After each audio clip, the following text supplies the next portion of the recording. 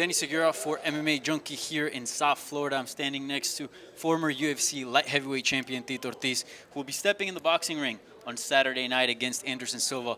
First of all, Tito, this kind of came together really quick, right? Can you give us kind of a play-by-play on how this fight came together, you and Anderson Silva at Triller? Well, I got a call, I believe it was on, I want to say the 25th of July, asking if I'd fight Anderson Silva, and I said yes. In a boxing match, I said yes. And then I got another call on the 1st, and all of a sudden they said you got to make 195 pounds. I was like, man, that's going to be hard. I haven't made 195 since I think my sophomore year in college wrestling, and but he kind of demanded. I said, can we make it at 200? And he was like, no, they demand it. Either you take it or they're going to go somewhere else with the fight. They're going to get somebody else to fight him. I ain't walking away from money. I ain't walking away from opportunity to fight Anderson Silva. So I took it, and it's been challenging to get my weight down. I weighed 205 last night, so I got another 10 pounds to go. But I'm happy. I'm just excited to be an opportunity to get in the shape I've been and kind of focus on the sweet science of boxing, of learning how to move my head and throw punch combinations, throw in numbers, but use my my force. Things that I've been using for such a long time in mixed martial arts are just the aggression that I have. But in this fight, Anderson's very elusive. He moves very well, and I just got to put the game plan that I know what I'm going to do. And what I've been doing for the last 5 weeks, 3 times a week of sparring, we've been sparring a lot. I've been sparring more for this camp than I think I have in any of my other camps. But once again, I don't have to wrestle, I don't have to do jiu-jitsu. Right. So it actually has helped out a lot. Yeah. Professionally, you ever fought at 195? No. Professionally, I never fought at 195, no. The lightest I ever fought, I think I was 199.9. And that was when I won the world title against, actually before that, when I fought Jerry Bolander and Guy Metzger in my first UFC fight with Wes Albritton. But back then, I was 210. Right. I was walking around 210. I was in college. I was a college wrestler, and I was in the wrestling shape, so big difference. But with this, I think doing the road work has helped out a lot. Running 4 miles a day, 7 days a week, it has helped out.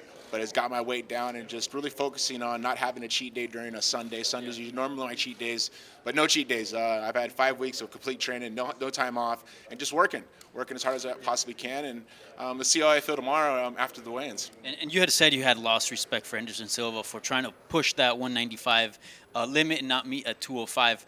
Some people kind of see it like, hey, you're a 205er, he's a 185, so it's kind of meeting in the middle. Do you still feel that way towards Anderson? Yeah, 100%. He could at least meet me at 200. I mean, when he fought Julio Cesar Chavez is a 165-pounder that moved up to 180. And Anderson said, yeah, they made it to 180. Well, that's only a 5-pound cut for him. Now, for me, this would actually be a 15-pound cut instead of a 5-pound cut. So it shows that he's afraid of my power, and I get it. I lost respect for the guy. I really liked Anderson a lot. And I just, once again, for me to make 195 is going to be very difficult, and I'm going to try I'm going to try as hard as I possibly can. If I don't make it, then it'll be taking a percentage of my money, taking food off the table of my children, and that's just embarrassing for men to do it like that. But hey, this is the game of boxing, and I got to learn, and I'm going to go in and give what I can for the fight. I'm excited. I put in the work. I've done what I needed to do. I'm still learning. The sweet science of boxing is really, really hard. I'm just very happy to be on a same card with Evander Holyfield, man. I'm just like a guy who I've looked up to for a long time. I mean, it's just a dream come true, I guess you can say. I mean, I've being a UFC champion, you watch boxers and see how great they can punch, how great they can move, and Evander's one of those guys, and Vitor has always been a boxer, so we're going to have a great card, I think, from top to bottom. Certainly, legends too, full of legends, stacked from top to bottom. And let me ask you this. Is this a one-off for you? Is this just this opportunity came, or are you going down the boxing road as many MMA fighters have as of recent? We'll see what happens after Saturday. I don't want this to be a one and done. I want to continue to learn. I think I'm still learning. I'm still learning a lot in a quick amount of time. But at the same time, I'd like to have a full camp where it is an 8-week camp instead of a 4-week camp. I think that'll help out a lot. And just continue to work on the sweet science of boxing. It's important. You have one fight left on your Combate Global contract. Do you ever plan on going back to MMA? I plan on going back to MMA. Yeah, that would be great. My contract with Combate is done. Okay. This fight actually I'm a free agent now, so I plan on fighting more. I mean, I feel young. I just feel invigorated. I feel like a new man. I feel totally different just because of the things that I've gone through my life. It's been so toxic. And now that I've been happy for the last 8 years that, people look at my record. I think I've only lost one fight in the last 8 years, and I've really focused on getting my mind right, getting my body right, and continue to fight. I want to take advantage of the next year, 2.5 years. And do you have multiple fights with Triller? Can we expect you back after Saturday? We'll see. We'll see how good the numbers are and how good this turns out. I'm excited. I'm just happy to be a part of the Triller, and they've been awesome since I've been with them, so I'm just happy to be a part of it. And this is your first fight back since you put an end to your political career as mayor pro tem of Huntington Beach. How nice is it back to get into fighting again? Because you've opened up about that situation and you weren't really happy with your time during that function. It was just disgusting. I couldn't believe I brought myself to that level.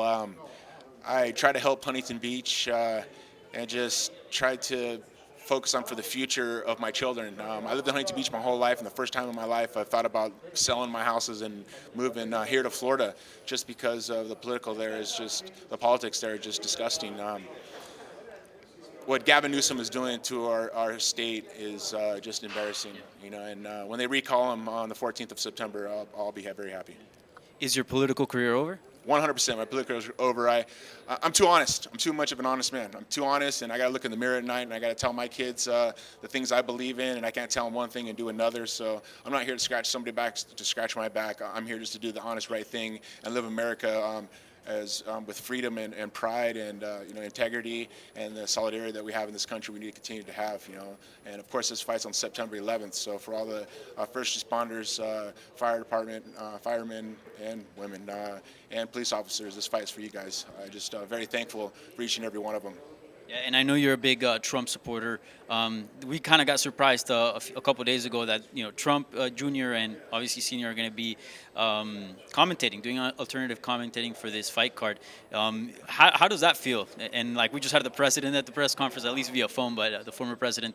How does that feel? And I'm sure you must be like extremely happy about this. It's exciting, I think, for all the fans that'll be watching of how really educated they are on fighting. I fought at the Trump Taj Mahal when I fought Evan Tanner.